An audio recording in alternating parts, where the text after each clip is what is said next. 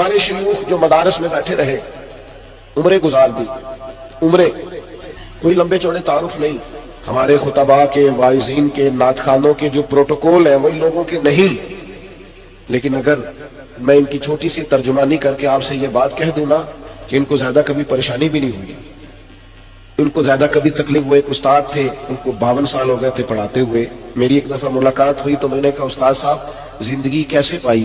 تو فرمانے لگے کہ اپنے علاقے کے بھی سارے لوگ نہیں جانتے، لیکن چونکہ یہ مطمئن ہوں کہ جن کو پڑھایا ہے ان کو صحیح کر کے پڑھایا ہے، جو کام کیا وہ صحیح کر کے کیا ہے، لہذا اپنی طبیعت میں کوئی بے چینی اور اضطراب نہیں پاتا. یہ کیسے آتا ہے؟ یہ کتاب و سنت کے علم کے ساتھ آتا ہے.